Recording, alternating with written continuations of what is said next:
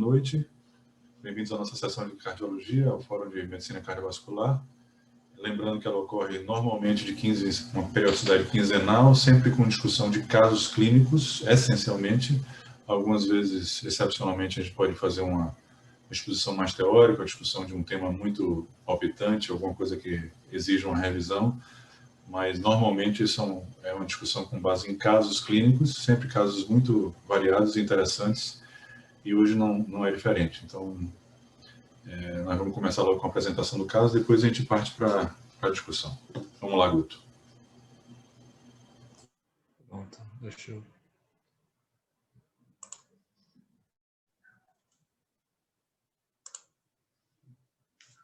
Vem minha tela?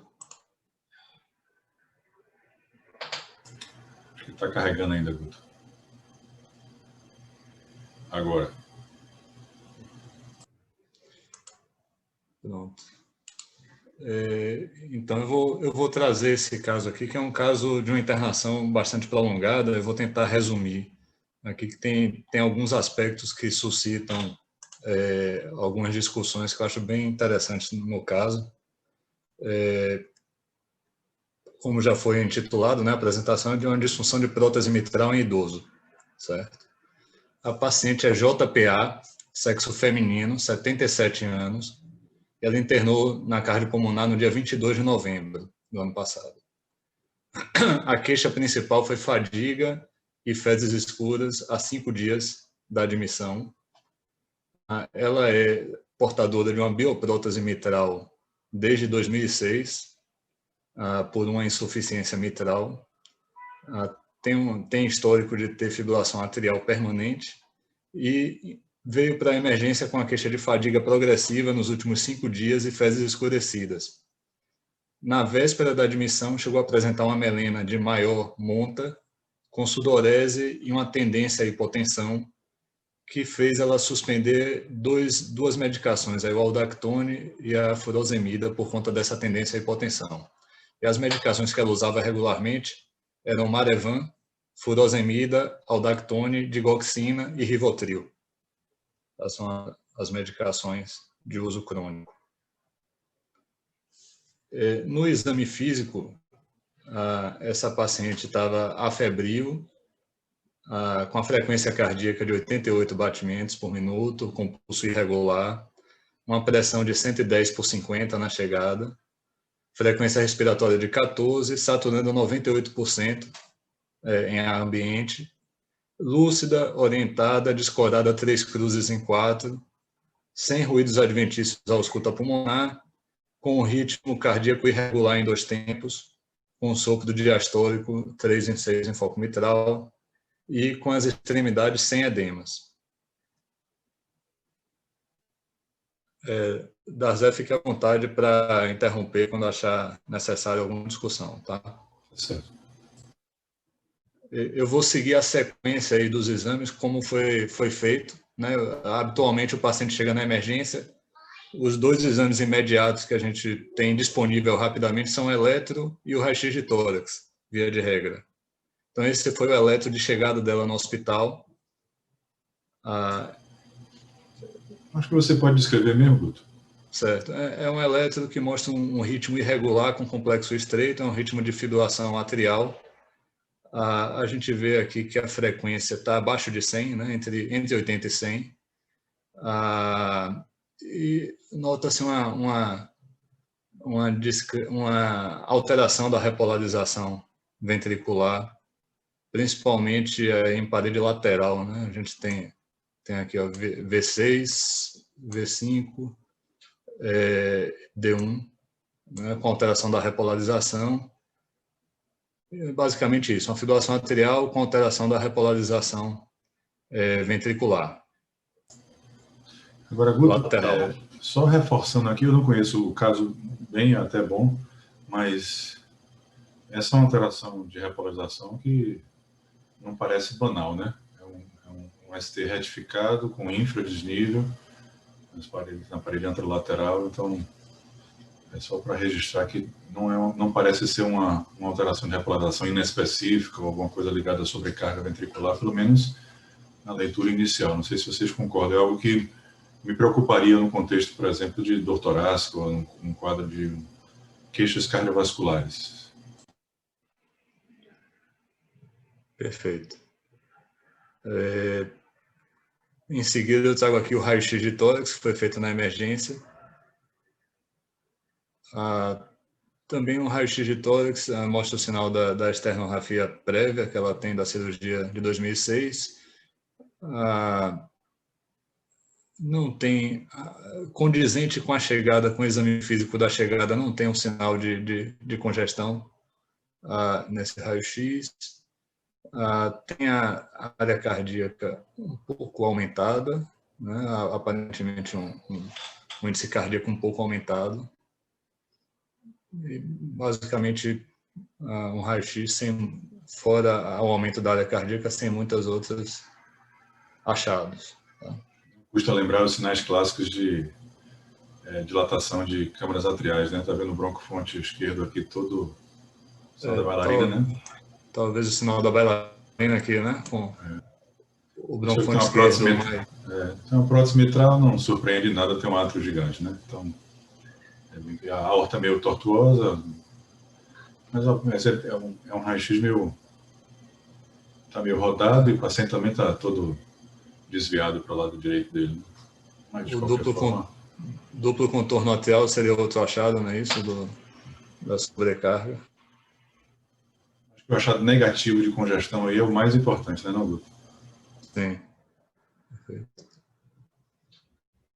E aí, como todo paciente que interna lá na cardiopulmonar faz um PCR de triagem na emergência para saber qual a alocação correta, então ela fez um PCR COVID negativo, fez uma dosagem de RNI, uma vez que ela estava com a queixa de melena e usa Marevan cronicamente, que veio uma RNI de 4,26, e aí chamou a atenção a alteração da função renal, uma creatinina de 4,2, ureia de 134, um potássio de 6,8, certo? A gente tem uma documentação de uma creatinina não muito antiga, acho que de um mês atrás, de 1,3, certo? Hemoglobina de 7,4, também essa hemoglobina um mês atrás era 11,8, com hematócrito de 23%, VCM de 83% e leuco e plaqueta sem muitas alterações. Ela não tinha uma clínica de uma síndrome coronariana aguda, era uma queixa mais de fadiga e melena. Eu acho que apropriadamente não foi feita uma dosagem seriada de troponinas.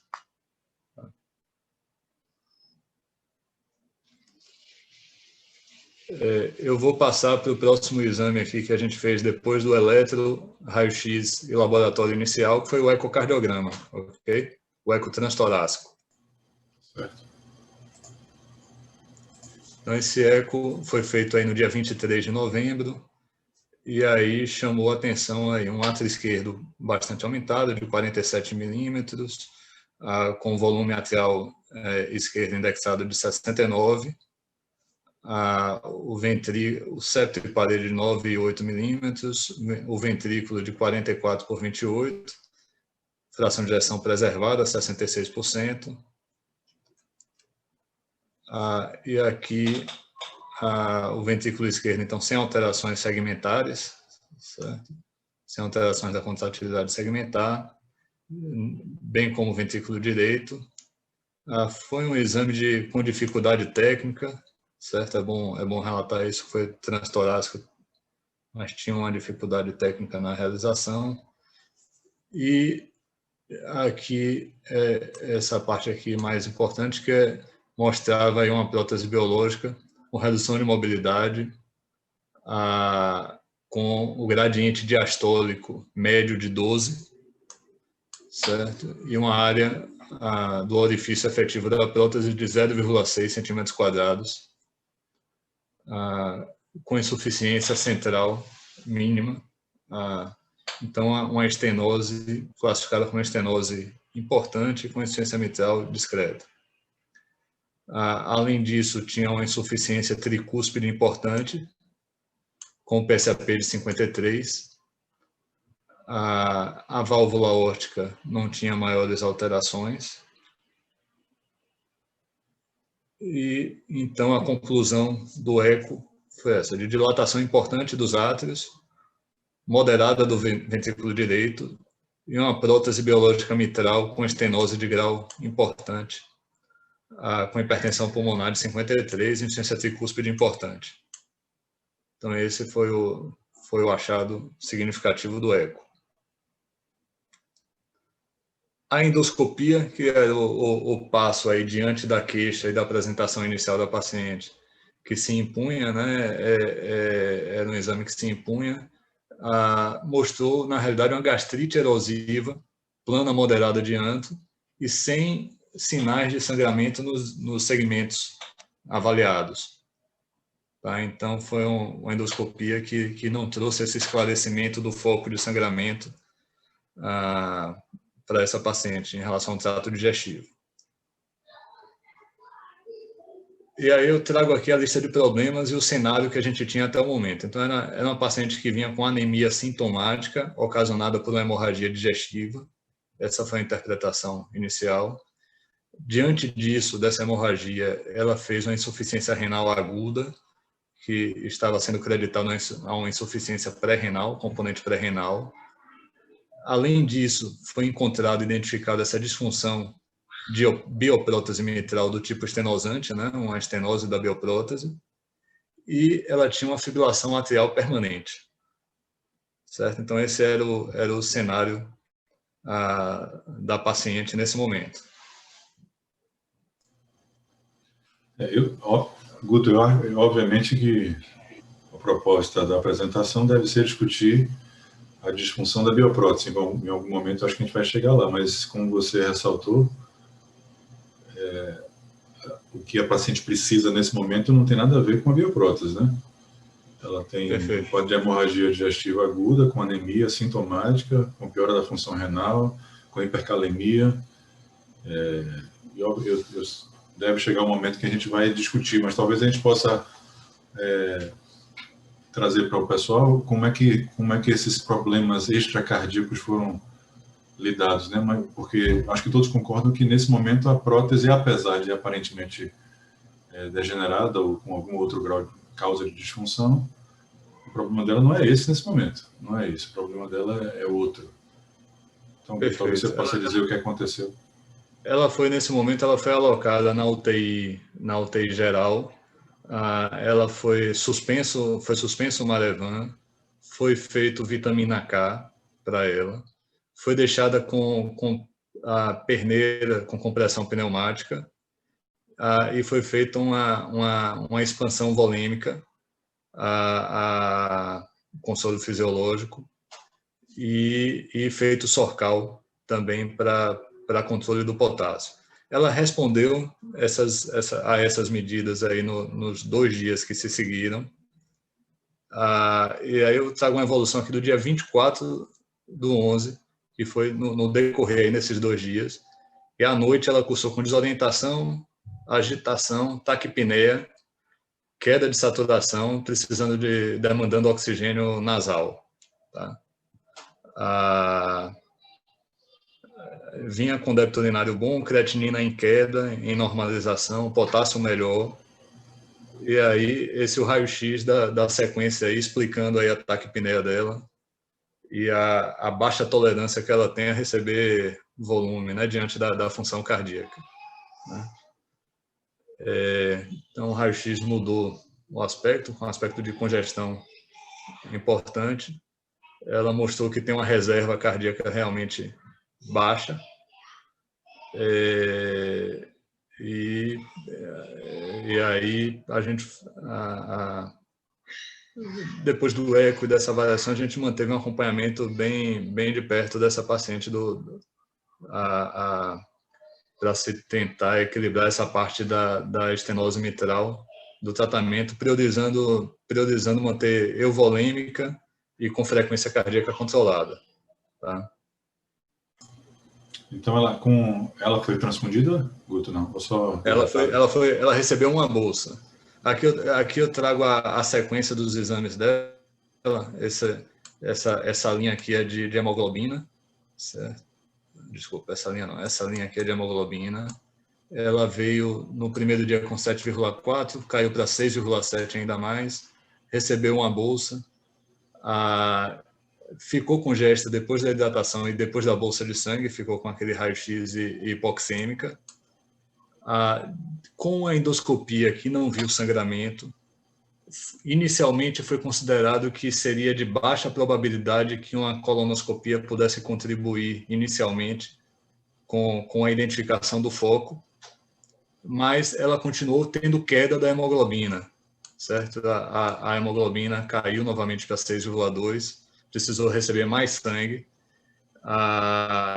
e aí foi então decidido por fazer realmente a colonoscopia num quadro que ela já estivesse mais estável, né, daquela congestão que ela fez, fazer a colonoscopia com preparo bem gradativo para poder não ter o risco de uma descompensação maior. Aí eu vou trazer já aqui o resultado da colonoscopia, certo? Isso aqui, eu tô com a aba aqui bem na minha frente aqui, mas o que mostrou na realidade foi uma lesão ulcerada, infiltrativa e estenosante em cólon transverso da paciente, a ponto de não permitir que o colonoscópio ultrapassasse a lesão. Então, esse é o motivo aí da doutora Samira estar participando aí da sessão mais ativamente. Foi identificado, então, nessa paciente com uma bioprótese com estenose mitral grave, uma lesão ulcerada de intestino em cólon transverso, com um grau de estreitamento importante a ponto do colonoscópio não ultrapassar essa lesão.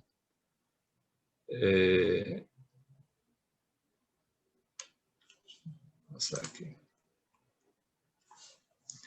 Então, além daqueles problemas iniciais que eu trouxe, o que estava preponderando aqui na lista de problemas dela, da paciente, era a disfunção da bioprótese mitral, do tipo estenose, e essa neoplasia identificada de cólon, que precisavam ser melhor detalhadas, nessas duas alterações que a paciente apresentou e foi identificada.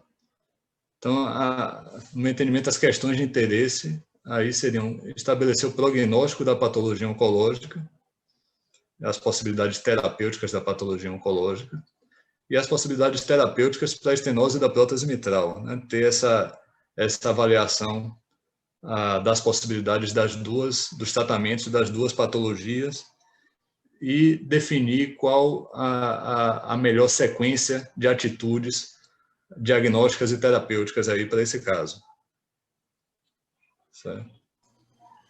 Guto, eu vou passar a palavra para a Samira já, mas na minha leitura do caso, independente do prognóstico da patologia oncológica, tendo em vista que ela tem uma lesão suboclusiva, né? Ela tem uma suboclusão de transverso, e é uma lesão ao mesmo tempo com sangramento ativo, corrente, ela provavelmente vai precisar de uma intervenção no cólon, independente do estadiamento do estadiamento da lesão e do plano terapêutico oncológico. Então, eu acho que eu vou inverter essas prioridades aqui e abrir para a discussão como é que o cardiologista vai conversar com o cirurgião, que vai precisar ser convocado, o que é que ele vai recomendar ao cirurgião, o que é que ele vai propor como terapêutica antes dessa intervenção cirúrgica do cólon. Todo mundo concorda? Eu acho que se você tem uma lesão suboclusiva no cólon transverso, está sangrando ativamente, independente do prognóstico do câncer, alguém vai ter que fazer alguma coisa em relação a essa lesão. E a questão é qual é o risco cirúrgico diante da patologia da prótese valvar. Então, eu vou abrir para discussão aqui entre os cardiologistas clínicos, os outros quiserem se manifestar,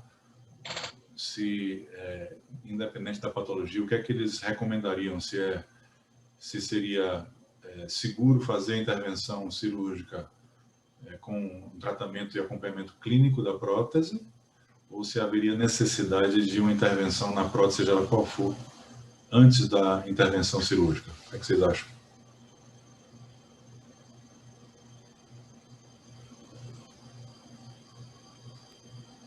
Dazé? Diga, Rede. Eu acho que a gente precisava saber qual é a do cirurgião, no caso. Gustavo estava mais envolvido nesse caso, na condução, na parte clínica, era de quanto iminente era. Ele não tinha uma suboclusão nenhum nesse momento, né, Gustavo? Veja, ele Ela não tinha tinha uma trânsito. superoclusão, tinha trânsito intestinal, e o sangramento lembrem que o sangramento foi com RNI supraterapêutico. Supraterapêutico. Não tinha, então, uma urgência cirúrgica, né? Porque se tivesse uma urgência cirúrgica, a gente teria que, como eu acho que é a preocupação da Zé, de encarar e tentar lidar isso unicamente naquele momento. Mas eu entendi que aí não tinha, então, ainda a opinião do cirurgião é que ele não tinha uma necessidade iminente de cirurgia. Perfeito. Isso. Não foi considerado uma situação de emergência cirúrgica intestinal. Que eu pensaria assim, né? Assim, se a gente tivesse uma emergência, urgência cirúrgica, a gente teria que infelizmente, mesmo que encarar. Faça que Né? a gente resolve, né? E aí a gente teria que encarar. Então, esse é um ponto importante de HIT, né? A primeira está em todos os algoritmos que você pensar de avaliação perioperatória de risco cardíaco, né? É uma emergência, faça e a gente se vira. Se não for uma emergência, a gente começa a pensar, mas se tem que abrir, tem que abrir, não tem o que fazer, né? Tem que fazer de urgência. Se é verdade, então, que não há um sangramento ativo que precisa ser controlado e não há uma obstrução de trânsito intestinal, a gente pode respirar e pensar, mas, de qualquer forma, mantenho assim, independente do estadiamento do câncer, ele vai precisar de uma intervenção cirúrgica no intestino. Qual vai ser? Aí talvez dependa do estadiamento, mas vai precisar de alguma intervenção, né? Eu acho que esse que é o ponto mesmo, né? Eu acho que esse que era o ponto. Eu acho que foi uma discussão. Esse foi um ponto de discussão importante, né, Gustavo? Na época que eu me lembro, nesse caso. Foi uma situação que a gente ficou muito na dúvida realmente dessa sequência aí de estabelecer uma previsão de complicação a curto prazo da parte intestinal. Mas, por outro lado, a gente levou também em consideração a questão de que a paciente mostrou que variações volêmicas não são bem toleradas. Ela mostrou já no início de que ela faz congestão facilmente. Pouca reserva, né, Guto? Pouca reserva. Fazer um procedimento também a gente teria, como qualquer doença valvar estenosante, tem uma tolerância menor a cirurgias não cardíacas, né, do que as lesões regurgitantes, né? Então, ela mostrou uma baixa reserva e a gente ficou preocupado com esse aspecto. Então, todos concordam que, não sendo uma emergência, que seria uma catástrofe no caso dela, devido a pouca reserva cardíaca funcional, ela teria que fazer algum tipo de intervenção corretiva naquela prótese antes do cirurgião oncológico lidar com essa lesão, né? Eu acho que essa é a leitura, é a minha leitura, parece que é de Guto. Todo mundo tem a mesma interpretação? Alguém tem um pensamento diferente? Se a percepção de todo mundo é essa, aí meus olhos naturalmente se voltam para a válvula em si, para a prótese em si. E uma análise mais minuciosa da natureza dessa obstrução, né? Dazé, diga, só um detalhe. Adriano, essa lesão intestinal, um oncologista, ele deu alguma opinião assim, de cara, no sentido de prognóstico? Era possível prognosticar? Era possível prognosticar antes de tomar uma decisão de mexer no coração, entendeu? Ou não é possível fazer essa avaliação? Não, porque uma coisa assim... Eu meu entendimento, posso falar, se quiser. Pois não. Eu ia, Samira, falar. Deixa eu abrir a câmera. Oi, gente. Primeiro, obrigada pela oportunidade de estar aqui com vocês discutindo. Esse caso foi um caso bastante interessante, como o Dazé falou. O primeiro ponto, quando eu vi essa colonoscopia, eu me lembro que eu liguei para Gustavo e falei, Gustavo, eu acho que vocês vão ter que encarar uma cirurgia de urgência, porque quando eu vi a coluna, eu achei que realmente a paciente estava num processo de obstrução iminente. Quando a gente foi examinar ela, realmente ela tinha parado o sangramento e ela não tinha nenhuma obstrução naquele momento, ela estava se alimentando, comendo sólido, o intestino funcionando, não tinha nenhum sinal de uma obstrução clínica. O cirurgião foi chamado, considerou que a gente discutiu os três juntos, consideramos que poderíamos tomar uma decisão cardíaca inicialmente em vigência do risco dessa paciente e, paralelo a isso, a gente ficaria de sobreaviso caso ela apresentasse uma obstrução, ela iria ser operada de urgência. E, enquanto isso, a gente fez um estadiamento dela. Na verdade, essa paciente, quando eu fui examiná-la, ela teve mais um fato novo, né? Ela tinha uma lesão na mama também, e aí quando a gente questionou, ela trouxe para a gente que já tinha um diagnóstico prévio de câncer de mama desde 2019 e que estava atrasando a cirurgia da mama por conta de ir para o cardiologista, fazer a questão da avaliação cardíaca, enfim. E depois veio a pandemia e ela atribuiu tudo isso à pandemia pelo atraso. Então, na verdade, ela tinha duas neoplasias, né? Ela tinha uma neoplasia de mama ainda inicial, mesmo com o atraso que ela tinha. Ela tinha uma lesão de 2, 2,5, mais ou menos, variando da ultrassom para a ressonância e o toque. Tinha um linfonodo suspeito, tem um linfonodo suspeito em axila, e tinha o câncer de intestino. A gente prosseguiu com o estadiamento, ela não tem nenhum sinal de lesão à distância. Então, na verdade, eu estou diante de uma paciente idosa, com duas neoplasias potencialmente curáveis pela cirurgia, né? Então, para a gente dar um prognóstico em relação à evolução dela, a gente precisa realmente de ter o anátomo a patologia cirúrgica, né, para poder a gente definir o estadiamento e avançar no prognóstico. Mas o máximo que ela pode ter é um estádio 2B de mama, que ainda assim é uma doença inicial, porque ela tem um linfonodo axilar, e no cólon ela pode ter um estadio 3, exceto se eventualmente quando entrar na cavidade alguma percepção que não foi vista na tomografia seja evidenciada, mas pela tomografia ela não tem nenhum sinal de metástase. Ótimo. Muito bom para ela. Agora, Obrigado. Meu ponto, Martins, tudo isso é fundamental, esse estadiamento, obviamente, é fundamental para o plano terapêutico oncológico dela. Mas meu ponto inicial era de que, independente do estágio da neoplasia de cólon, se ela tem uma lesão que não está obstruindo agora, mas certamente obstruirá se a gente não fizer nada a respeito, e tem uma úlcera sangrante, que não vai cicatrizar, ainda mais se a gente voltar a anticoagular. Então, ela precisaria de uma intervenção cirúrgica para lidar com essa obstrução e o sangramento, de qualquer forma, em algum momento, mesmo que ela tivesse doença mais avançada, a menos que ela tivesse uma doença terminal, não é isso, Samira?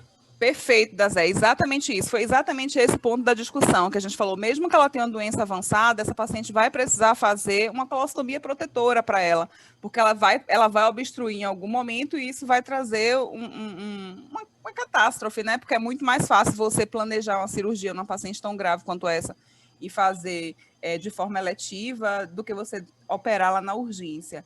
Mas, com certeza, essa paciente, mesmo se tiver, exceto se ela tivesse terminal, né? Se ela tivesse, por exemplo, se a gente fizesse uma avaliação, tivesse visto que tem metástase disseminada, que a gente previsse a morte dela nas próximas semanas, aí a gente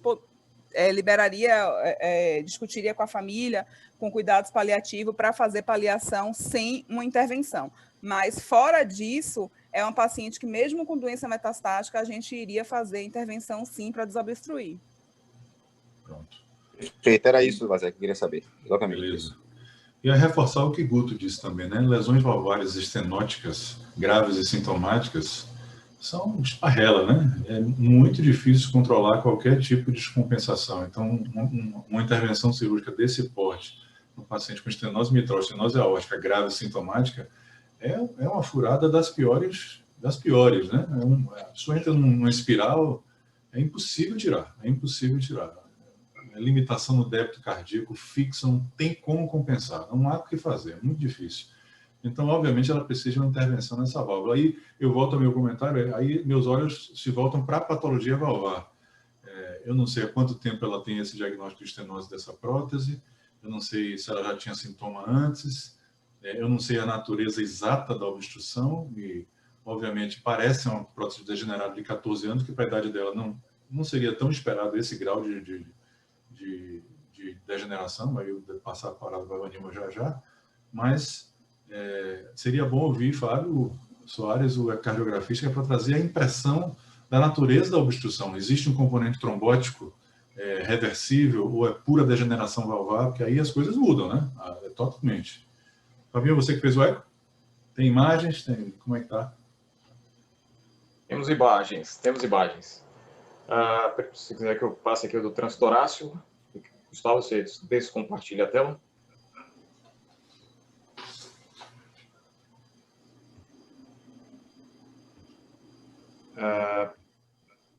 Esse daqui é do... Eu vou passar só a parte do transtorácico. Essas são as imagens. Bom, então, quando a gente está diante de uma suspeita de uma disfunção de prótese, realmente é importante a gente ter certeza se estamos diante de uma disfunção intrínseca da prótese degenerativa ou de uma disfunção associada à prótese, como, por exemplo, trombose ou panos, que seriam, teoricamente, causas possivelmente reversíveis. Mas na presença de uma disfunção intrínseca, como a calcificação, degeneração, fleio, ruptura, como é o caso dessa paciente, veja que a prótese valvar mitral está completamente calcificada, com restrição significativa da abertura dos seus elementos móveis. Existe uma movimentação meio paradoxal aqui do septo, refletindo, portanto, um grau de hipertensão de câmaras direitas e, consequentemente, de hipertensão pulmonar significativo. Aqui a válvula vista de modo transverso, veja que a gente praticamente não vê quase nada movimentando nessa prótese. Aqui do lado direito, um fluxo bastante turbulento. Aqui no cantinho, eu não botei imagem, mas tem um incidência tricúspide de moderada a significativa. Átrios bastante aumentados. O gradiente médio desta prótese foi em torno de 12, né? E a PSAP, então a gente tinha um gradiente de 50 mais 15, aí da veia cava ainda gravemente dilatada. Ela tinha uma PSAP realmente bastante elevada. Portanto, é uma disfunção de prótese com comprometimento intrínseco da prótese. Beleza. Então, obviamente, com esse diagnóstico, não há nada que a gente possa fazer do ponto de vista mais conservador para retomar a função dessa prótese, né? A prótese degenerada. Vanilma, 14 anos, bioprótese mitral. Está surpreso ou esperado? Boa noite a todos. Completamente esperado. Não nessa intensidade por conta da idade, já que o paciente nessa idade calcifica bem menos.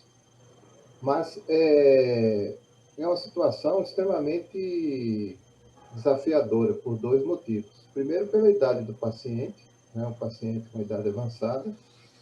E segundo, pelo quadro em si. Uma paciente que internou com sangramento digestivo, depois veio com o diagnóstico de uma tumoração a nível de colo, uma paciente com insuficiência renal. Quer dizer, o cenário para uma cirurgia cardíaca numa paciente dessas é o pior possível. Contudo, não é uma paciente que deixe de ser preparada para um possível cenário cirúrgico, até porque, das possibilidades terapêuticas que a gente tem para se realizar, existem também contraindicações, dependendo, inclusive, da possibilidade de obstruções de via de saída do ventrículo esquerdo.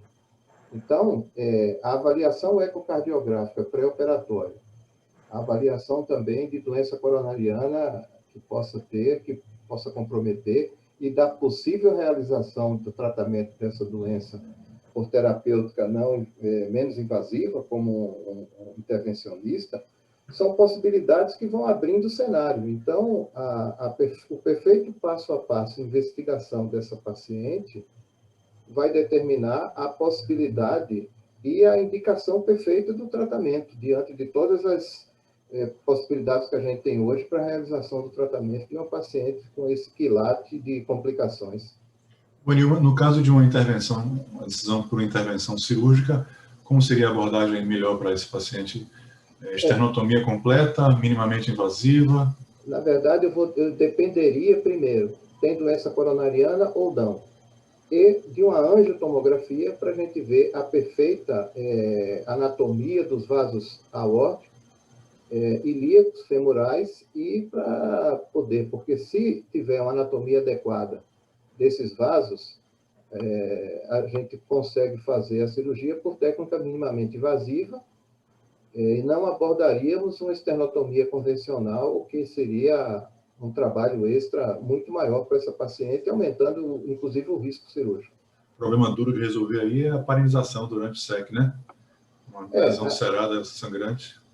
De uma forma ou outra, havendo a necessidade, ponderar, já que havia a possibilidade de um tratamento posterior e tratar cirurgicamente essa lesão do cólon, correr o risco de uma full heparinização para o tratamento operatório e depois correr atrás do prejuízo para poder fazer a cirurgia abdominal. Isso, se das possibilidades, fosse eleita, digamos assim, o tratamento cirúrgico para ser realizado. Perguntar aos intervencionistas, Matheus, Solano, quais são as opções, seriam as opções de tratamento intervencionista no caso desses?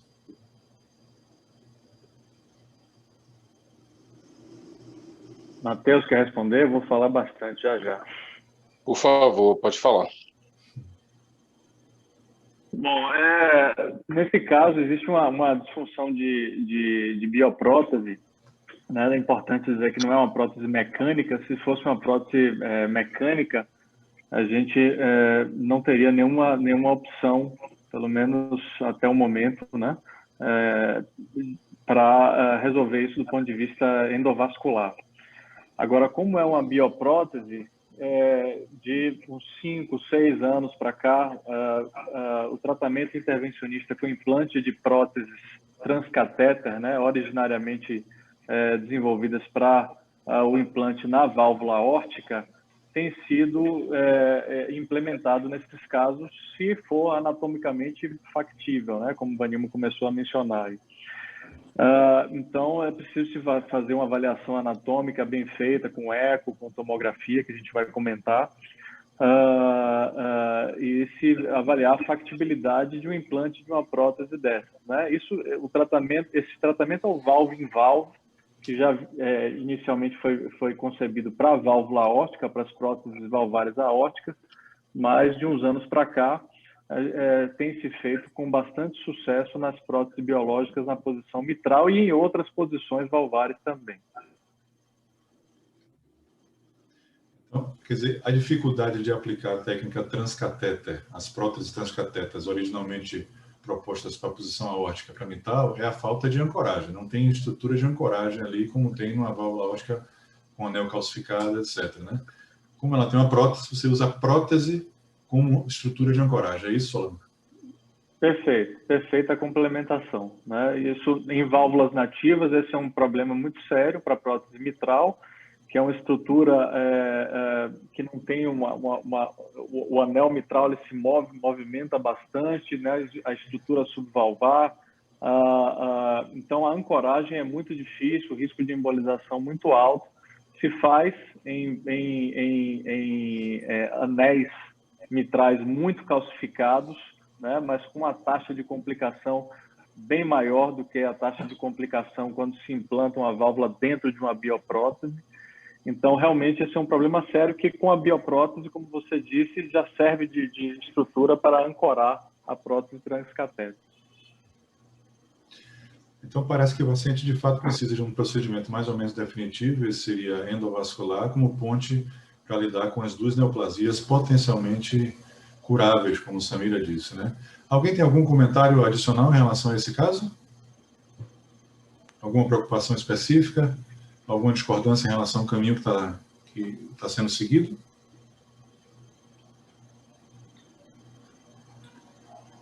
Vou fazer uma pergunta aqui provocativa a vocês também. Eu mencionei, eu fiz um comentário sobre o eletro na admissão, que é um eletro que, no meu entendimento, no contexto de suspeita de doença coronária aguda, ela é um eletro isquêmico.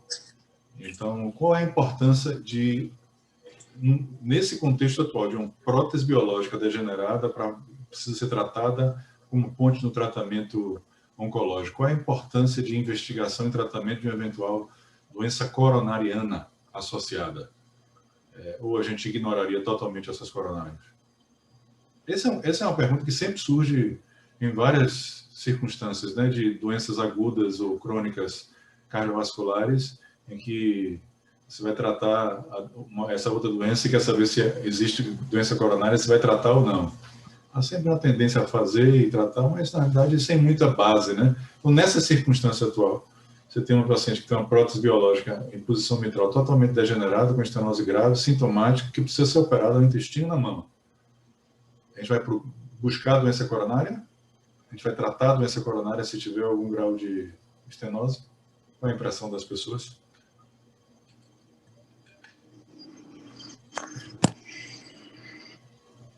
Vanil mencionou uma coisa interessante, que seria, assim, um ponto-chave na discussão de um caso mais crônico, vamos dizer assim. Onde a discussão seria, um tratamento cirúrgico ou endovascular? Se ela tem uma doença coronária cirúrgica, obviamente, o tratamento da valvulopatia deve ser cirúrgico também, concomitante. Mas aqui a questão é outra, né? A questão não há uma opção cirúrgica verdadeira, né? Está decidido pelo tratamento intervencionista. Vale a pena a gente buscar a doença coronária e, então, eventualmente, tratar a doença coronária, ou a gente está perdendo tempo? Botar um stent, dupla agregação, e depois entregar para o cirurgião oncológico, se vire. É a mesma discussão de sempre, né? E eu sempre posiciono mais ou menos da mesma forma. Eu digo, olha, eu acho melhor deixar em paz. Se não há uma doença, síndrome coronária aguda, eu deixaria em paz, trataria o que importa e levaria para a sala para tratar o câncer. E a função ventricular não tinha nada novo, né? Desculpe, Guto. E a função ventricular não tinha nenhuma alteração segmentar também nova, né? Segmentar era normal, e a nossa impressão foi de não ter havido nenhuma síndrome coronariana na manifestação clínica inicial. Mas, assim, a sugestão, no caso, foi fazer investigação coronariana no sentido de se prever um tratamento coronariano se surgisse uma situação que fosse tratada mesmo sem sintomas. Então, se tivesse uma doença de tronco importante, alguma situação nessa identificação. Mas eu concordo com você, Dazé, que o pensamento era de ser o mais conservador e mexer menos nas coronárias, uma vez que não houvesse um risco claramente aumentado. Os intervencionistas têm a mesma opinião? Paulo Ribeiro, estou vendo Carlos Vinícius também. Dazé, eu me manifestaria de forma um pouco contraditória com vocês. É uma paciente que vai se submeter a tratamentos que vão exigir uma sobrecarga muito grande. Mesmo com o tratamento valvar, após esse tratamento valvar, é uma paciente que vai se submeter a uma cirurgia oncológica, de ressecção. É uma paciente que vai passar por uma terapia que pode levar a distúrbios hemodinâmicos importantes. E uma lesão desconhecida de uma paciente dessas, mesmo que não tenha se manifestado previamente, eu teria um receio muito grande de ter um infarto dessa paciente e perder a paciente por um diagnóstico que eu poderia dar antecipadamente, entendeu? Então, eu teria uma preocupação muito grande em investigar essa anatomia coronariana. Eu não privaria disso, não. Essa é a preocupação mesmo, eu entendo perfeitamente. Por outro lado, você tem, se você encontra uma patologia e resolve tratar, o tratamento envolve o implante de um stent e dupla agregação obrigatória nos primeiros poucos meses, pelo menos.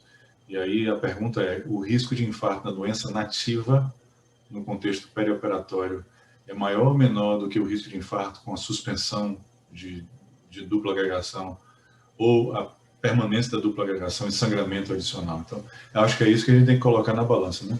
E talvez vocês estejam razão mesmo, que a investigação coronária talvez esclareça um pouquinho desse risco, né? Você ainda tem outra questão, né? Uma paciente que tem fibrilação atrial crônica e que está sendo cogitada para um valve em valve, né? Então, o risco de trombose naquela região é alto, ou seja, ela precisa ser anticoagulada, ela vai ficar em terapia tripla, né? Com a S, clopidogrel e mais um anticoagulante, né? De outra questão. Vinícius, você ia falar alguma coisa? Boa noite a todos aí. Estou acompanhando o caso aí, um caso muito interessante realmente.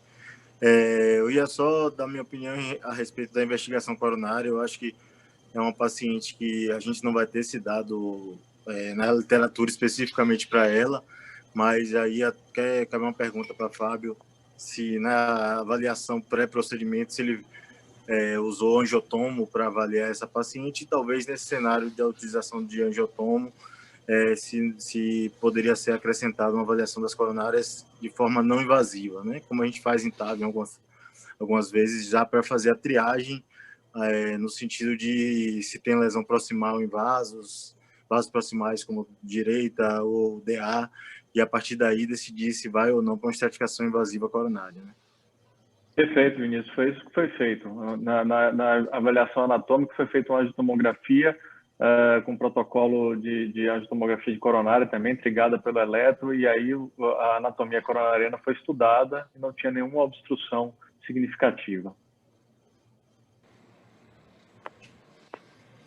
Mas só um detalhe. Diga, Parisol, eu acho que uma paciente dessa complexa, com CA de colo, que vai ter, assim, que tem uma estenose grave de prótese, e que vai ser submetida a provavelmente 2 procedimentos cirúrgicos, a gente tem que pensar o seguinte: essa paciente entra, a gente não sabe como sai.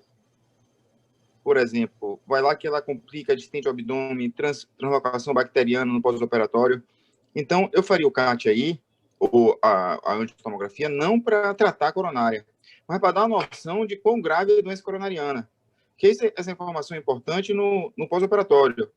Assim, em termos de drogas vasopressores, de instabilidade hemodinâmica, questão volumétrica, se complicar com sepse. Então, isso aí vai dar uma segurança maior, entendeu?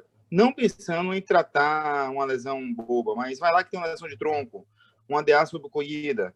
Então, eu acho importante fazer essa estratificação, ainda que com angiotomografia, como o Vinícius colocou. Agora, só complementando mais um pouco. Digamos que a angiotomo foi realizada e que não foi conclusiva do ponto de vista de lesões ou não. Tem muita calcificação, não dá para calcificar a doença na luz das artérias. E aí, para por aí ou faz o CAT? Para por aí.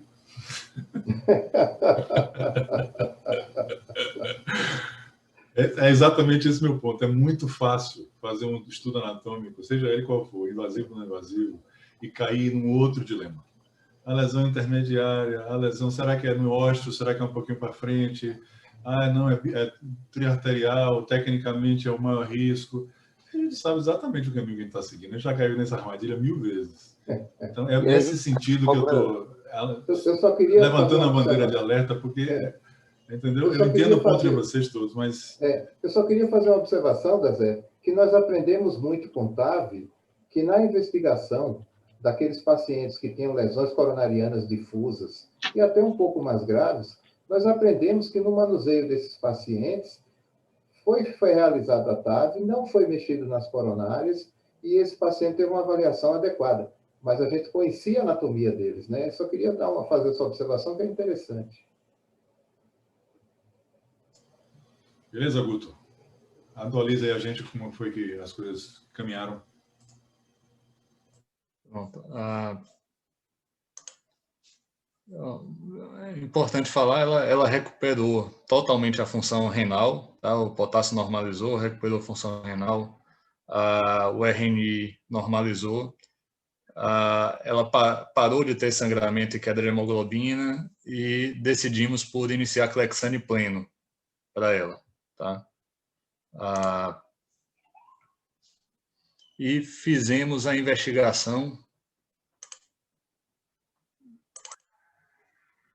Está compartilhada, tá, né? Fizemos a investigação do...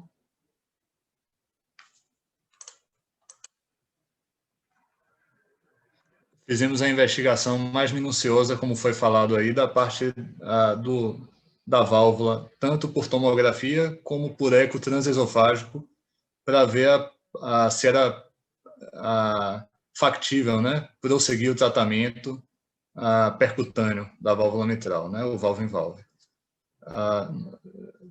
Talvez seja interessante aí, Fábio, mostrar o eco transesofágico, os Fábios, né? E o Fábio Solano, acho que deve... Você tem alguma imagem da tomo? Acho que eu tenho da tomo. O Soares deve ter tudo do eco. Certo. Como é que você prefere fazer, Soares? Soares está aí? Projeto rapidinho aqui do eco, é coisa rápida. Só para concluir o do transtorácico, coisa rapidinha. Bom, então as imagens aqui do transesofágico, a gente vê... Deixa eu puxar aqui para o lado. Bom, então aqui a gente vê a prótese gravemente degenerada, bem calcificada. Veja a densidade da prótese e a quantidade de contraste espontâneo no átrio esquerdo. Aqui uma imagem no centro da auriculeta esquerda, mostrando ela parcialmente ocluída por trombo, e veja que existem áreas ecolucentes, portanto existe fluxo aqui no interior. Na cirurgia que o Enigma fez em 2006, ele inclusive excluiu a auriculeta, mas que possivelmente com a evolução da estenose ao longo do tempo, esse átrio foi aumentando, e chegou a esgarçar essa exclusão.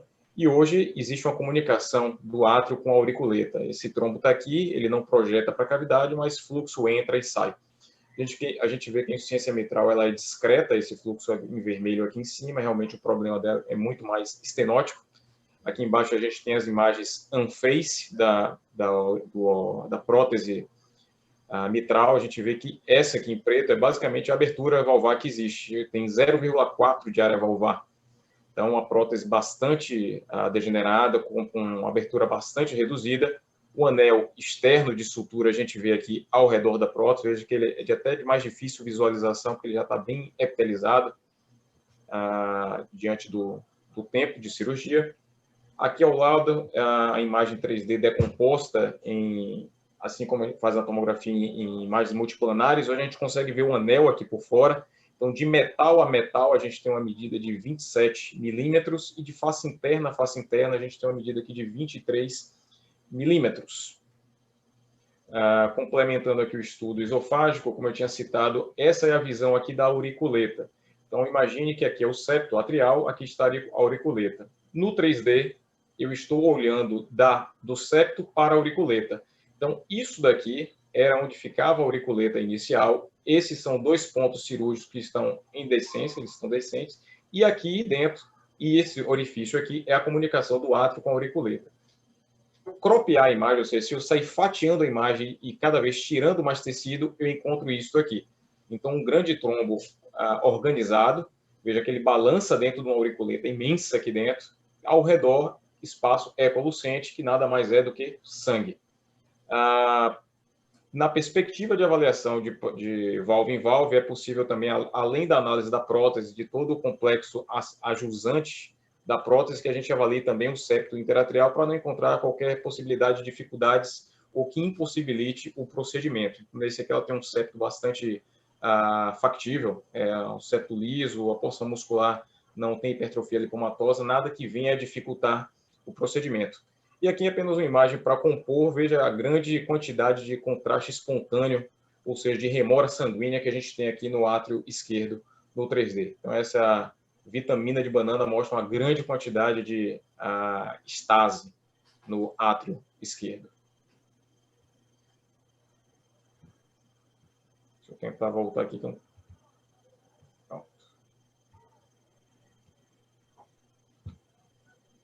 Solano, você vai mostrar a tomografia? Se vocês quiserem, já posso mostrar já a sequência completa. Mostra a sequência completa. Completa? Completa. E aproveita e diga qual é o papel da tomografia no valve-in-valve mitral. O que é que ela adiciona em termos de medidas e planejamento intervencionista? Então, Rich tinha me pedido para falar alguns dados de literatura, e aí eu posso responder essa pergunta para você com isso aqui rapidamente.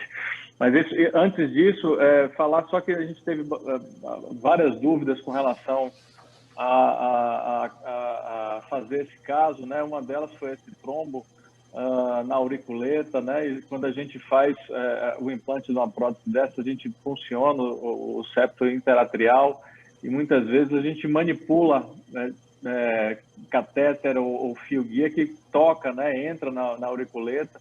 Então existia esse risco de manipular e embolizar esse trombo que estava aparentemente aí quietinho, mas era uma situação desconfortável para nós, né? Outra questão que Guto já mencionou era sobre fazer antes ou depois, né? Então a gente tinha esse receio antes ou depois da cirurgia de cólon, a gente tinha esse certo receio de fazer antes e o paciente precisar de anticoagulação, né? E ter que interromper para a cirurgia de cólon, mas como o Guto bem mencionou aí, o quadro clínico não permitia que a gente prosseguisse com a cirurgia intestinal antes de tratar essa válvula, né? E aí, alguns dados rápidos, como o Rit pediu, né? Um tratamento novo, são dados de várias instituições americanas.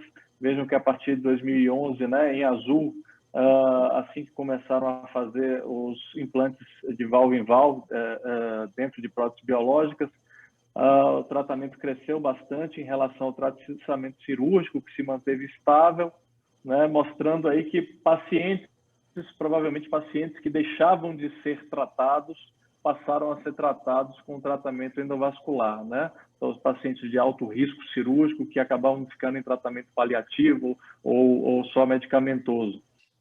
E eram populações heterogêneas, claro, mas ambos os grupos bem selecionados, tanto para cirurgia em vermelho quanto para tratamento transcatéter, tiveram evolução a longo prazo muito semelhante em termos de sobrevida.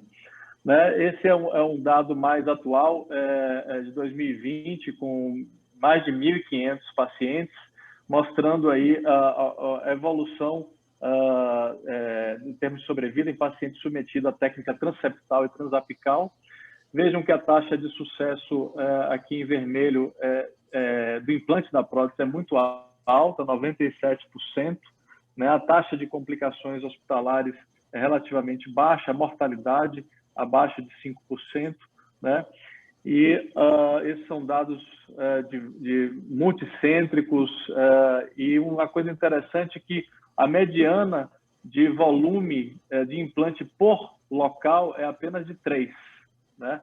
Então, é interessante, foram muitos hospitais, 295 hospitais. E nós acabamos de atingir a mediana aqui. Esse foi o nosso terceiro caso do nosso grupo. Alguns dados da literatura também mostrando sobre o implante da prótese transcatéter em pacientes com bioprótese, como é este caso, válvula em válvula, e pacientes com anuloplastia, com anel, na prótese anel valvar mitral, valve ring, e só pacientes como aqueles que Dazé chamou a atenção com a válvula nativa muito calcificava, né? A mitral annular calcification. E mostrando aí, vejam como são diferentes os resultados, são bem melhores os resultados em termos de mortalidade e diversas complicações quando se faz válvula em válvula em relação a outros cenários da válvula mitral. Exceto o de trombose de prótese. Aqui, Guto, chamando a atenção, né, a taxa de trombose que ocorreu muito mais nos pacientes que estavam sem anticoagulação, mas nos que tiveram trombose, 90% foram pacientes que tinham sido submetidos a válvula em válvula. Então, daí nossa preocupação com a anticoagulação nesses pacientes, que por enquanto é o regime de antitrombótico preferível para pacientes que são submetidos a válvula em válvula. Não estou conseguindo passar aqui. Vamos ver agora sim. Então, um outro estudo em que o Fábio Sandoli é um dos autores, né, mostrando, eles avaliaram bastante uma complicação muito frequente desse tipo de tratamento, como o Vanilma mencionou, que é a obstrução da via de saída do VE, e mostrando o impacto dessa obstrução definida por um aumento de 10 milímetros de mercúrio na nova via de saída em relação à basal, sobre a mortalidade, a conversão cirúrgica, diversas complicações que motivam reintervenção e o sucesso técnico, né? Mostrando que a obstrução da via de saída do VE é algo que pode ter impacto clínico grande. E isso a gente faz pela tomografia como a gente estava começando a falar, né, nesse estudo mesmo se mostrou aqui o melhor momento para avaliar a via de saída do VE, medir essa via de saída de VE e projetar o que será a nova via de saída é em torno do meio para o final da sístole, aqui avaliada na angiotomografia trigada pelo eletrocardiograma. Então, esse seria o ponto para avaliar. Os autores identificaram também, e vejam que essa avaliação pela tomografia tem uma correlação que estima qual será a nova via de saída do VE após o implante da prótese. Ela tem uma boa correlação com a via de saída realmente obtida após o implante. E por isso que nós usamos esse método tomográfico, né? Os autores identificaram também que áreas valvares da nova via de saída do VE após o implante tem uma correlação com maiores, com certos gradientes, né, da via de saída, ou seja, áreas acima de 170, 200 milímetros quadrados aumentam muito o gradiente da via de saída do VE. Isso ocorre com mais frequência nos pacientes submetidos a implante da prótese transcatéter na válvula nativa, calcificada, do que naqueles pacientes que são submetidos a implante na bioprótese cirúrgica, o valvo em valvo. Né? Existem várias questões que não só a presença física da nova prótese transcatéter obstruindo a via de saída do VE, mas a mobilidade cardíaca, o tamanho do folheto anterior da válvula mitral, e os autores aqui identificaram diversos fatores preditores para obstrução da via de saída de VE. Então, a área da via de saída estimada pela tomografia, né, com um cutoff de 1,7 centímetros quadrados, seria um dos principais fatores preditores. Né? A distância entre o septo interventricular e o ânulo mitral seria outro, o tamanho da cavidade ventricular, a espessura do septo, o índice de massa indexado do VE, e o que se achava antes que ter maior importância, não teve grande importância nesse estudo, que foi o ângulo entre o ânulo mitral e o ânulo aórtico. Quanto mais fechado esse ângulo, maior seria a tendência de obstrução da via de saída. Quanto mais aberto esse ângulo aqui, como a gente vê, menos tendência a obstruir a via de saída do VE, a prótese teria. Né? Então, essa seria a nova via de saída do VE, nesse exemplo aqui. Mas eles viram que esse não é um fator com um valor preditivo muito alto, assim como os outros que foram citados. Então, nosso paciente tinha diâmetros ventriculares aí limítrofe, né, um índice de massa perto de 100, limítrofe também. E aí nós fizemos a tomografia. A angiotomografia da Zé mostrava a prótese biológica com uma difícil visualização. Essa era uma prótese que a gente vai detalhar de difícil visualização. A gente vê a calcificação da prótese, mas não vê a estrutura da prótese em si. É muito complicado vê-la. Então, a gente vê aqui nesse corte transversal, né, e a gente consegue medir o diâmetro interno da prótese, que é algo fundamental para a escolha do diâmetro da prótese transcatéter que nós implantaremos. Aqui uma sobreposição, né, da prótese transcatéter de tamanho 26, né, nessa estrutura da prótese cirúrgica. E aí, com essa manipulação, com um software específico, volumétrico, se implanta virtualmente uma prótese, né, nesse local da bioprótese mitral, né, fazendo valvo em valvo, e se faz uma estimativa da nova via de saída de VE que resultará desse implante. E como a gente viu, isso tem uma boa correlação por aquele estudo que a gente apresentou, com a via de saída medida após o implante. Essa aqui é a área obtida na via de saída aqui à esquerda. Então, vejam, nessa paciente era uma área de 300 milímetros quadrados, bem acima daqueles 200 milímetros, né, dos 170 milímetros quadrados. Então, dava um certo conforto para nós. E aqui a distância entre o ânulo mitral e o septo interventricular, acima de 1,7, né, que seria aquele ponto de corte onde começa a aumentar o risco para obstrução de via de saída. Então, essa paciente tinha critérios tomográficos favoráveis. Aqui outra reconstrução volumétrica, né, mostrando o ângulo de 128 graus entre o ânulo mitral e o ânulo aórtico, também um ângulo aberto, né, favorecendo aí o implante da prótese transcatéter na mitral. E com relação à prótese cirúrgica, é extremamente importante, além da gente ter essas informações anatômicas do eco que o Fabinho colocou, essas informações da tomografia, o ideal é que a gente tenha um relatório cirúrgico, isso foi fornecido por Vanilma, e no relatório foi implantada uma LabCorp 27. Né? É uma prótese... Vanilma, por favor, me corrija se eu estiver errado, eu adquiri essa figura aí da internet, e é uma prótese interessante de pericárdio bovino, e com uma altura menor do que outras próteses comumente utilizadas, né? E isso é interessante para a questão da obstrução da via de saída, porque o tamanho da prótese também pode interferir com isso, né? Então, essa é uma prótese pequena, embora não tenha marcas fluoroscópicas, não seja radiologicamente muito visível. Então, com o relatório cirúrgico, a gente tem também a possibilidade de ver na escala de tamanhos aí da prótese, qual é o tamanho interno da prótese, né? Porque o tamanho externo é de 27, é o tamanho dessa prótese que foi implantada, só que o diâmetro interno aí, se vocês olharem abaixo, é de 24, né?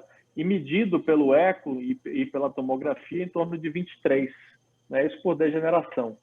Então, essa prótese tem um diâmetro interno de 23 e ela motivaria a gente escolher uma prótese transcatéter ou 23, com uma alta expansão, para ela ficar bem expandida dentro dessa prótese cirúrgica, ou uma prótese transcatéter 26. Aí poderia ocorrer de a gente implantar uma 26 e a gente ter um gradiente residual ainda alto, né? Transvalvar alto. Então, isso levanta outra questão, que é a fratura dessa prótese, o alargamento dessa prótese cirúrgica para a gente poder implantar uma prótese transcatéter a maior possível. Aqui vejam a questão da radiopacidade da prótese.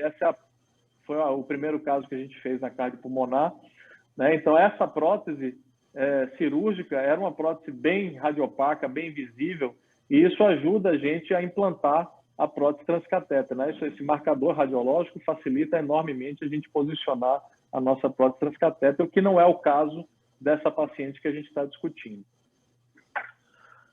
Bom, depois de uma espera de algum tempo, algumas semanas, para a autorização de plano de saúde, né?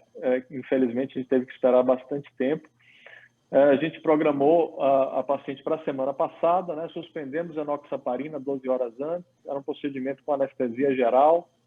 A programação era de punção na artéria femoral esquerda para monitorização, acesso à coronária, ventriculografia, uma punção na veia femoral esquerda também para marca-passo temporário, que a gente libera a prótese com uma estimulação cardíaca rápida, e uma punção venosa femoral direita a esse processo à prótese. Após isso, fazer uma punção transeptal guiada pelo eco, fraturar a prótese cirúrgica degenerada com um balão de alta pressão, aumentando a área dessa prótese e permitindo que a gente implantasse uma prótese transcatéter de tamanho 26, que aí diminuiria o risco desse paciente ter um gradiente transvalvar alto após o implante. Solano, Maurício Barreto levantou uma questão aqui no chat. Ele disse que ele lembra que a presença de trombo atrial já foi uma contraindicação tradicional para valvuloplastia por balão, né, na estenose mitral, ainda qual é o raciocínio no procedimento valve em valve? O trombo atrapalha, impede, é uma contraindicação relativa, algum cuidado específico nesse momento? É uma contraindicação relativa, né? E ainda mais nessa paciente que não tinha outra alternativa. Como eu falei, dificulta um pouco, torna desconfortável o procedimento, mas não inviabiliza. A gente tem com métodos de evitar mexer, né? Evitar tocar no apêndice atrial esquerdo, invadir o apêndice atrial esquerdo com catéter e com fio. Porque a tendência natural é um trajeto do fio, como vocês podem ver aí, após a punção transeptal, né? Direcionado para a parede lateral ali do átrio, bem onde fica o apêndice atrial esquerdo. Né? Então, isso realmente pode ocorrer. Então, é uma contraindicação relativa, tá? Essa seria a sequência, né? A atrioseptostomia com balão, depois transpor a bioprótese, aí no B, posicionar a prótese transcatéter, implantá-la, mas antes fraturando essa bioprótese cirúrgica, que não tem aí nas gravuras. Bom, a questão da radiopacidade ruim da prótese cirúrgica fez com que a gente utilizasse outros métodos que não a fluoroscopia exclusivamente para ajudar, como marcadores, né, para a gente posicionar a prótese transcatéter. Então, lembrando aí, com essa imagem belíssima aí de Fabinho, do eco, né? Não de Fabinho, mas do eco. Essa imagem ao eco aqui, a gente vê, desculpe, que a prótese aqui, a relação do ânulo mitral da prótese com a circunflexa, com a artéria circunflexa, que passa bem aqui ao nível do ânulo.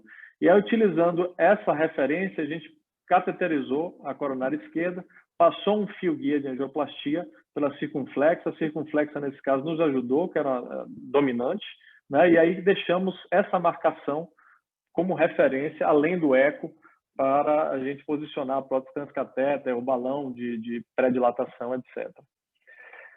Bom, partimos para a punção transeptal, aí guiada pelo ecocardiograma. O ecocardiograma ajuda bastante nesses casos em que a gente quer uma punção transeptal num local específico, numa altura específica do septo interatrial.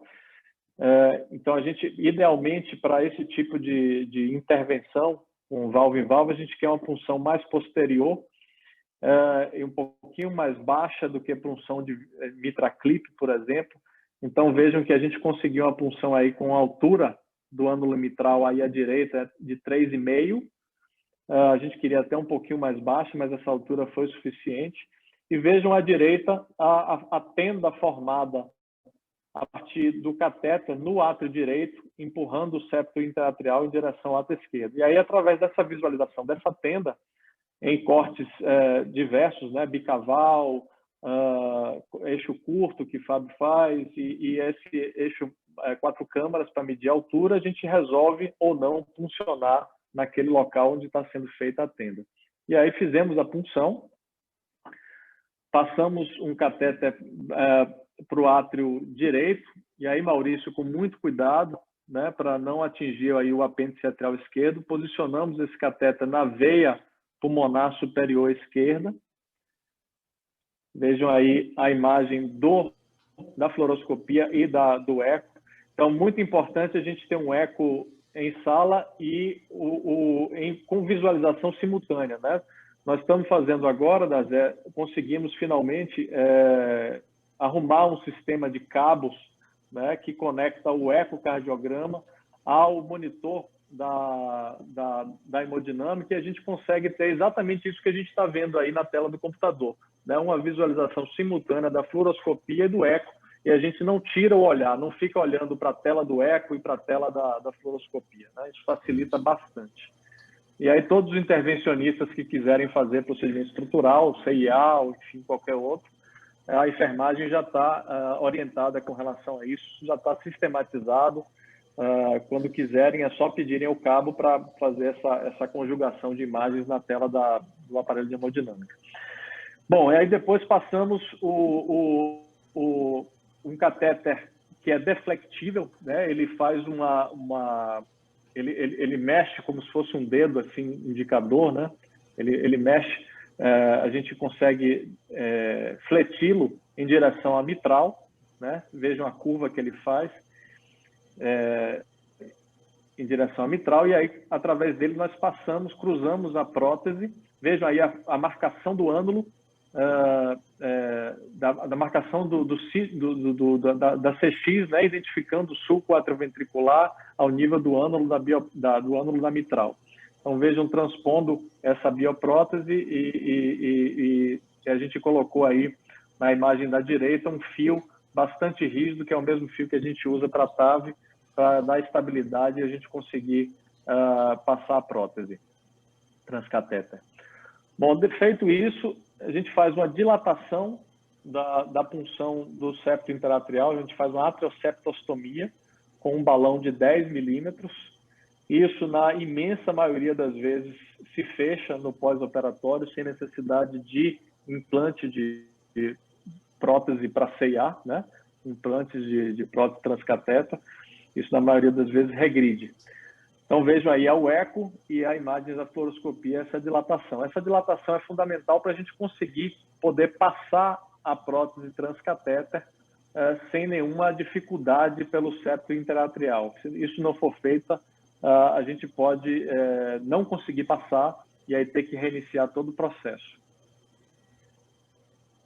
Bom, feito isso, nós passamos um balão de alta pressão para fazer a fratura da prótese. A fratura, como eu disse, é uma intervenção aparentemente boa, né?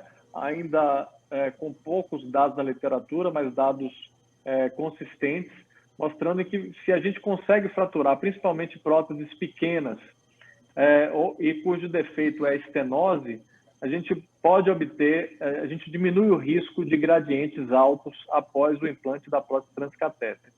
Nem toda prótese cirúrgica é fraturável. Nosso segundo caso, que Matheus conduziu, a gente teve uma dificuldade por ser uma prótese pequena e não fraturável, mas ainda assim conseguimos um resultado muito bom. Essa prótese era fraturável, e aí nós conseguimos, vejam aí a imagem ao eco, à esquerda, né, o momento que a gente consegue a fratura, o balão expandindo a alta pressão, vejam, um fluxo para, contraste espontâneo no átrio esquerdo, né, e o balão, subitamente, ele dá um salto, né, e parece ser um momento quando a gente insufla ele ao máximo da fratura dessa prótese. E aí isso aumenta o diâmetro da prótese. Isso pode levar à insuficiência, né? Como a gente viu aí, uma regurgitação mitral após a fratura da prótese. E vejam aí, no detalhe da imagem tridimensional à direita, embaixo da imagem, o local da fratura exata do anel de sutura dessa bioprótese cirúrgica, né? Possibilitando que ela se alargue quando a gente passar a prótese transcatéter por dentro dela. Bom, aqui já é o posicionamento da prótese transcatéter. Vejam na ecocardiografia à esquerda e na fluoroscopia. E aí eu vou pedir perdão para vocês, porque acabamos perdendo essa liberação na fluoroscopia, só temos a liberação pelo eco. Então vejam à esquerda o posicionamento da prótese em relação à prótese cirúrgica, e à direita, o momento em que a gente faz a estimulação cardíaca artificial e começa a liberar a prótese. E aí a prótese já está liberada nesse momento aí.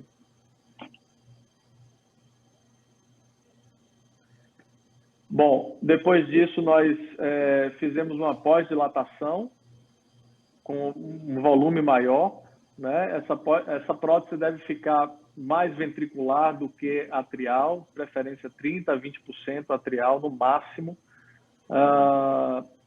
E essa pós-dilatação é importante não só para terminar de abrir a prótese, mas também para fazer um flare, abrir um pouco mais a parte ventricular, diminuindo aí o risco dela ser expelida para o átrio, né? Dela migrar para o átrio pela contração ventricular.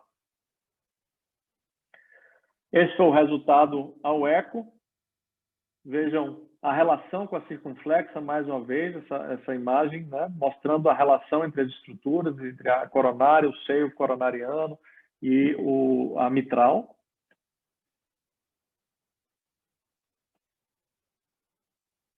Veja o aspecto da prótese no eco, a via de saída do VE com um fluxo normal. Não houve critério de obstrução de via de saída.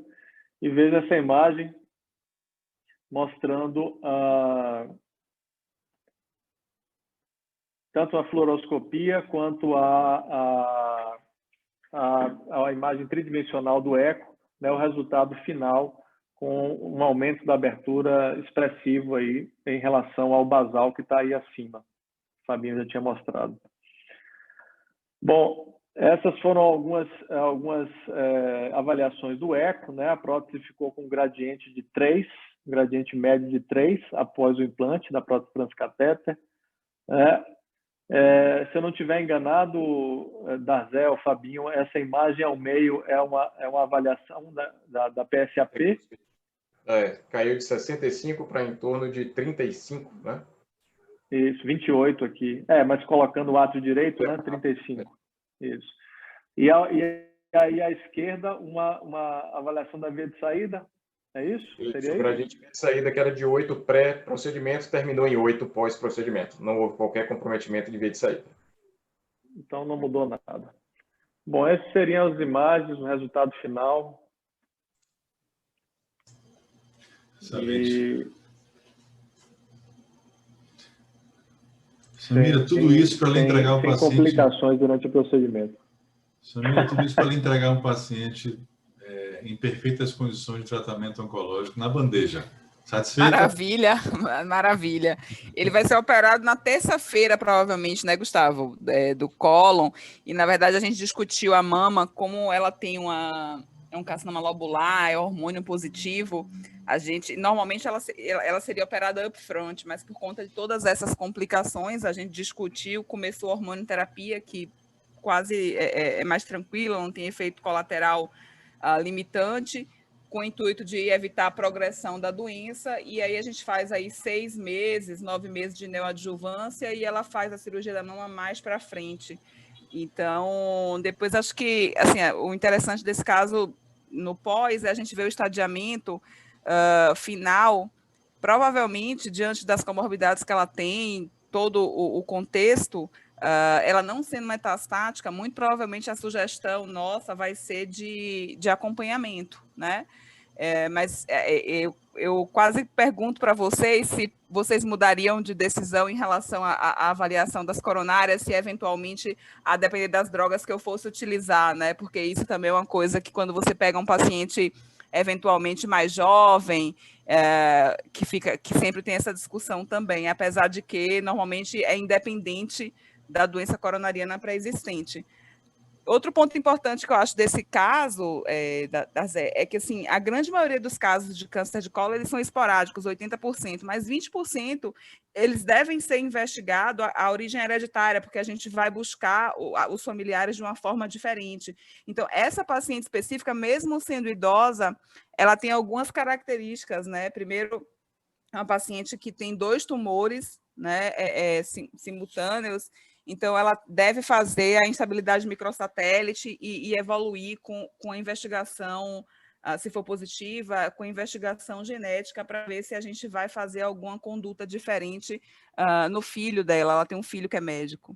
É isso. Aprendi bastante com vocês hoje. Obrigada aí, viu? Disponha sempre, a equipe está aí. Então, o paciente saiu bem da sala, acordada, neurologicamente intacto, apesar daquele trombaço no apêndice atrial. Era um dado importante aí que faltou. Fala aí, Fabinho. Bem lembrado. Se me permite, então, aqui, só para poder complementar porque é um achado que realmente impressiona. Só que, bom, Não vou passar tudo de novo, é porque está na sequência desses slides aqui. Deixa eu tirar isso de frente aqui. Essa aqui é só orientação espacial para punção. Aqui, Fábio, como tudo já mostrou, a fratura do balão está aqui embaixo. Aqui o vídeo de Fábio ficou muito lento, a gente não conseguiu ver, mas aqui você vai ver a prótese fraturar agora. Você vai ver um tranco aí. Vocês conseguiram ver aí? Fratura da prótese? Vimos. E aqui, isso. Aqui o local da cisão. Aqui é o vídeo, Fábio, do implante da prótese. Você mostrou ali, o vídeo ficou curto. Aqui a prótese sendo implantada. Aqui a prótese sendo balonada pela segunda vez. Aqui o resultado final. E o que chamava atenção foi a queda. Esse é o pré, o pós-procedimento. Os gradientes caíram de 12 para em torno de 3. Via de saída não modificou. A pressão sistólica de artéria pulmonar, o gradiente caiu de 50 para 28. E o que chamava mais atenção, quer dizer, além de tudo, o que agradou ainda mais aos olhos foi no primeiro transesofágico, lá em novembro, ela com RNI de 4, quando ela chegou, ela tinha um trombo maciço na auriculeta esquerda. Foi mantida durante o internamento após cessado o sangramento em uso de Clexane pleno. E já no início do procedimento, a gente via que ela não tinha mais o trombo maciço. Ela tinha, na verdade, uma grande remora sanguínea, mas não tinha mais o trombo maciço. E ao fim do procedimento, praticamente a auriculeta estava vazia. Obviamente que a paciente despertou com o movimento dos 4 membros, né, lúcida, orientada, sem qualquer chance de embolia, gostaria de frisar. Mas chama a atenção o aspecto da auriculeta, do esvaziamento, que o átrio sofreu permitiu, na verdade, de fluxo anterógrado com o procedimento. Deixa eu ficar muito satisfeito de ver esse procedimento, uma prova de conceito do papel da estase na formação de trombo. É imediato, né? E interessante, assim, com RNI de 4, né? Marevante, RNI de 4. Embora tenha havido um primeiro momento de suspensão, o desejo de voltar ao Clexane pleno foi justamente no eco transesofágico e na tomografia que viu um trombo formado lá. Então, aí a gente estava até então com muito medo de anticoagular plenamente. Surgiu esse achado no eco transesofágico e na tomo, criamos coragem e, graças a Deus, não teve nenhum sangramento, novo sangramento. Chama a atenção também que o pós-procedimento foi muito bom. Ela chegou à noite na UTI, no dia seguinte saiu da UTI, teve alta da UTI. A evolução realmente muito satisfatória e está bem hoje. Tá? Punção venosa só. Teve só uma punção arterial com o introdutor de 5 frentes à esquerda. Mas a punção do implante da prótese foi uma punção venosa com o introdutor de 14 frentes. Beleza pura, ótimo. Muito bom. O desafio próximo aí é a cirurgia oncológica e manipulação da anticoagulação com todo cuidado, né? Porque qualquer vacilo aí pode causar uma catástrofe. Então, beleza, ótimo. Parabéns a todos. São 9 horas. Obrigado pela apresentação, os apresentadores, a presença de todos, especialmente a Samira. Volte sempre, Samira. E até a próxima sessão.